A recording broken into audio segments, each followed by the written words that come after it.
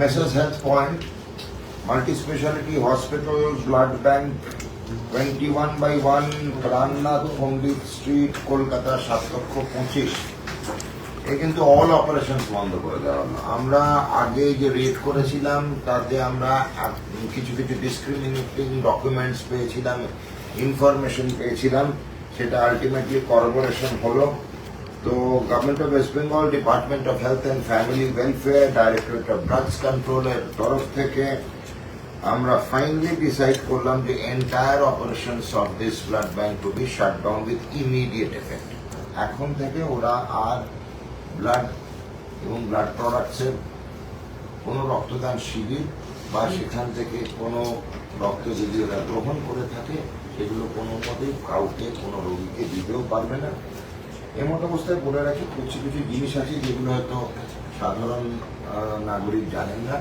Blood and blood প্রোডাক্টসের মধ্যে থেকে কম্পোনেন্ট সেপারেশন হয়, মানে বিভিন্ন, যেমন ব্লাডের প্লাজমা বা হিমোগ্লোবিন বা রেড সেলস বা অনুচক্রিকা, এগুলো আলাদা করা হয়।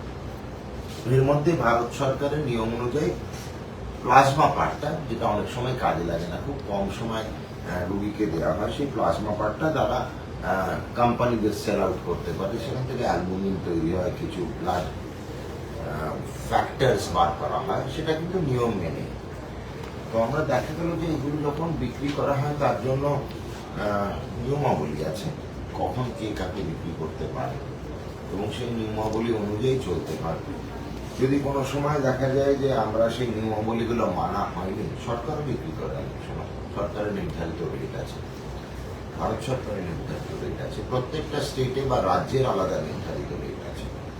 তা আমরা এইগুলো আপনাদের সাধারণ জনগণ বা নাগরিকের কাছে এই ইনফরমেশনটা শেয়ার করলাম একটাই কারণে, অনেকে ভাবে যে রক্ত যখন আমি বিনা পয়সায় পেয়েছি তাহলে রক্তের কোনো কম্পোনেন্টও কোথাও যেন বিক্রি না হয় বা কোথাও কোনো রকমভাবে ব্যবসায়িক কাজে লাগানো হয়। তবে এই পোশাকটা কিন্তু আইন মাফিক আমরা সর্বত্র সবাই, কেন্দ্রীয় সরকার, রাজ্য সরকার এগুলো করে থাকে। এটার সঙ্গে এটা আইন ফাঁকি দেওয়া নয়। দ্বিতীয় হচ্ছে, আজকে আমরা ধারাবাহিকভাবে প্রত্যেকটা প্রাইভেট ব্লাড ব্যাংকেই প্রায় আমরা একের পর এক ইনফরমেশন দিয়েছিলাম এবং তারা আমাদের কাছে এসেও ছিলেন এবং আমরা প্রত্যেকটা ব্লাড ব্যাংকে কিছু কিছু জিনিস রেড করেছি। যে কটা প্রাইভেট ব্লাড ব্যাংক আছে এখনো একটা দুটো বাকি, আমরা আশা করছি শেষ করে ফেলবো। আজকে কিছুক্ষণ আগেই আরেকটি ব্লাড ব্যাংকে আমরা, বেসরকারি ব্লাড ব্যাংক, সেখানে আমাদের আধিকারিকরা গেছেন, সেখান থেকে পাওয়া গেছে অনেক কিছু তথ্য। যেমন মাত্র 49 আমরা যেটুকু পেয়েছি, এখানে কতদিন আগেই খরচা দেখানো হয়েছে, যে কোনো ব্লাড ব্যাংক যখন যায় কোথাও রক্ত দান শিবিরে, 49 ইউনিট ব্লাড ওরা গ্রহণ করেছিল রক্তদান শিবির থেকে, কিন্তু দেখা যাচ্ছে সেখানে খরচার মাত্রাটা দাঁড়াচ্ছে 26,950। এই একটা জিনিস আমরা পেয়েছি আজকে, এখন যেটা চলছে এখনো শেষ হয়নি। যেদিন সংবাদ মাধ্যম থেকে আমি এত ফোন পাচ্ছি যে আমি দৈনন্দিন স্বাস্থ্য ভবন বা স্বাস্থ্য দপ্তরে কাজ করতে পারছি না, সেই জন্যই ভাবলাম যে সাংবাদিকদের ডেকে নেওয়াই ভালো।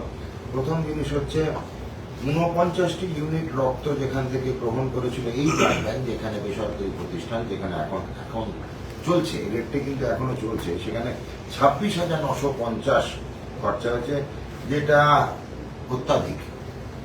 খবরে পাওয়া গেছে, মৌখিক এখনো কিন্তু কনফার্ম করতে পারিনি, যেখানে কুপন সিস্টেম দেওয়া হয়েছিল ব্লাড ব্যাংকের তরফ থেকে যারা রক্তদান করেছে, এবং সেই কুপন সিস্টেমের প্রেসার কুকার, পেডিস্টাল ফ্যান ইত্যাদি কুপনের মাধ্যমে যারা রক্তদান করেছিল গিফট হিসেবে দেওয়া হয়েছিল।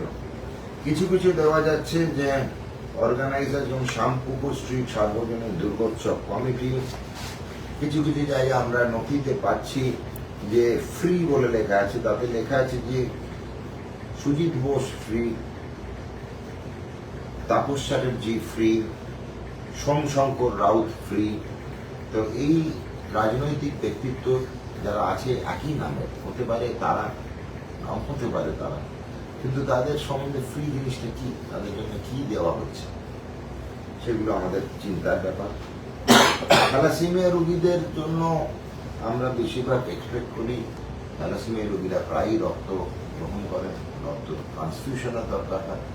আমরা সব ব্লাড ব্যাংকের সরকারি বেসরকারিকে বলা হয় যে থ্যালাসেমিয়া রোগীদের জন্য রক্তটা যেন কতটা দেওয়া হয়। এখানে দেখা যাচ্ছে তাদের জন্য 1400 টাকার রক্ত দেওয়া হয়েছিল। ইন্ডিভিজুয়াল ব্যাগ মাপ নিয়ে দেখা যাচ্ছে যে 25% করে বেশি রক্ত নেওয়া হয়েছে তাদের কাছে। ইউজুয়ালি আমরা যে রক্তটা নিই তার থেকে 25% বেশি রক্ত নেওয়া হয়েছে। 250 বা 350 ml রক্তের জায়গা তার থেকেও কিন্তু বেশি নেওয়া হয়েছে। এবার এই যে রক্তের প্রাইভেট ব্লাড ব্যাংক, এদের মেইন এইমটা হচ্ছে এই প্লাজমা। এইটাই হচ্ছে অনেকে জানে, ফ্রেশ ফ্রোজেন প্লাজমা। কেন এই প্লাজমাটাই হচ্ছে আলটিমেটলি বিক্রি করতে পারেন ওরা আইনসম্মতভাবে। বাকি যে পার্টটা, এটা অনুচক্রিকা বা